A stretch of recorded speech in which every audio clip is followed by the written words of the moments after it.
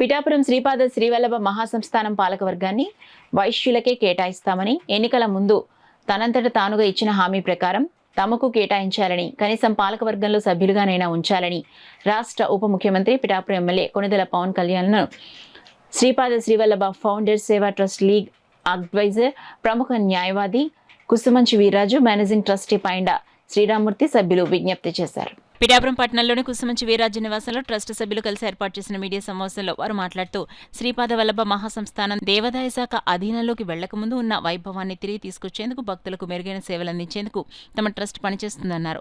సభ్యులు సాలగ్రామ పాపయ్య శాస్త్రి, కప్పల భాగ్యలక్ష్మి, పైండ రమాదేవి, కోట సత్యధర్మరాజు, నాల మనస్సియ, పైండ బాబు తదితరులు పాల్గొన్నారు. అభిషేకాలు కానీ, అర్చన కానీ, పూజ, హోమం, పల్లకి సేవ, అలాగే అన్నదాన కార్యక్రమాలు ఇవన్నీ బాగా జరిగేలాగా, అలాగే ముఖ్య పర్వదినాలు దత్త జయంతి, శ్రీపాద జయంతి, నృసింహ జయంతి, సజ్జనగడ్డ రామస్వామి గారి జన్మదినం, మన శ్రావణ పౌర్ణిమ, ఈ సంవత్సరంలో వచ్చి చాలా ముఖ్య పర్వదినాలు ఈ గుడికి.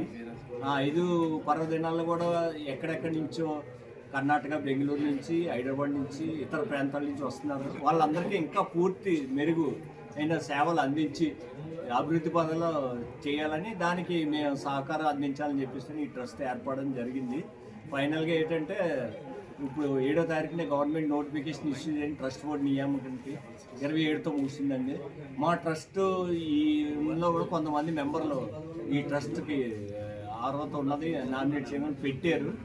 ఇప్పుడు ఈ ట్రస్ట్ ఏర్పడ్డది. ఈ ట్రస్ట్ ముఖంగా, ఈ పత్రిక ముఖంగా మనం ఎండోమెంట్స్ అధికారులకి, మన డిప్యూటీ సీఎం పవన్ కళ్యాణ్ గారికి, కమిషనర్ ఆఫ్ ఎండోమెంట్స్కి, పార్లమెంట్ సభ్యులకి, ఎండోమెంట్స్ మినిస్టర్కి, చంద్రబాబు నాయుడు గారికి తెలియజేయింది ఏంటంటే, మాకు ఈ ఫౌండర్స్ ట్రస్ట్లోంచి కొంతమందికి అవకాశం ఇవ్వమని, వీలైతే చైర్మన్ ఇవ్వమని, మున్సిపల్ చైర్మన్ ఇవ్వమని, చైర్మన్ ఇవ్వమని, కుదరకపోతే అట్లీస్ట్ మెంబర్లు ఇస్తే మేము అందులో ఎండోమెంట్స్తో ఉండి సేవ చేయడానికి ఇంకా వెసులుబాటు. ఎండోమెంట్స్ అవకాశం ఇచ్చినా ఇవ్వకపోయినా ఈ ట్రస్ట్ పర్మనెంట్గా ఉంటుంది. ఈ ట్రస్ట్ ద్వారా సేవా కార్యక్రమాలు చేయాలని నిర్ణయించుకుని ట్రస్ట్ రిజిస్టర్ చేసాం. కానీ ఎండోమెంట్స్లో భాగస్వామ్యం కల్పిస్తే మాకు ఇంకా బాగా ఈజీగా ఉంటుందని సేవ చేయడానికి. ఎన్నికల ముందు ఈ ప్రచారం జరిగేటప్పుడు మేమే మీటింగ్ పెట్టలేదు, వాళ్ళు మీటింగ్ పెట్టి వరం గారి గొడవలో సమావేశం పెట్టి ఒక 50 మందిని పేర్లు రాసి మీటింగ్ పెట్టారు.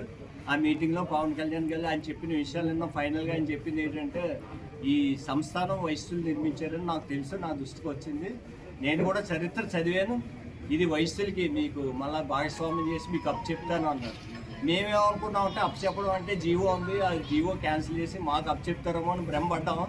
కొంతకాలం పోయిన తర్వాత ఆ జీవో క్యాన్సిల్ అవ్వదు, ఆయన ఇవ్వరు అని అనుకున్నాము. అనుకోకుండా ఈ సంవత్సరం ఎండోమెంట్స్ పదవి కాలం అయిపోయింది అని మేము నోటిఫికేషన్ వచ్చింది. నోటిఫికేషన్ వచ్చిన తర్వాత ఎవరికాళ్ళు ఇందులో కొంతమంది పెట్టుకున్నారు. అలా పెట్టుకుంటే కాదు, ఈ ట్రస్ట్ ట్రస్ట్ ముఖంగా మనం కృషి చేయాలని చెప్పేసి అని ఉద్దేశం. పవన్ కళ్యాణ్ గారు హామీ అమలు జరుగుతుందని స్టిల్ మేము నమ్ముతున్నాం.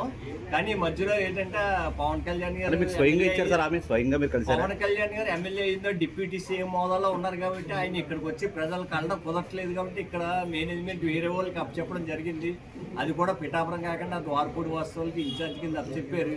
అయితే వాళ్ళకి ఏంటంటే ప్రస్తుతం ఈ గుడి గురించి కానీ, ఈ గుడి పూర్వీకులు ఎవరన్నది కూడా ఎన్నిసార్లు చెప్పినా మర్చిపోతున్నారు. ఇంకోసారి గుర్తు చేస్తాం ఆయనకి వెళ్ళి. వీలైతే పవన్ కళ్యాణ్ గారి అపాయింట్మెంట్ దొరికితే అన్ని కలుసుకుంటాం, పిడి గారి ప్రసాద్ గారిని కలుసుకుంటాం, ఎంపీ గారిని కలుసుకుంటాం,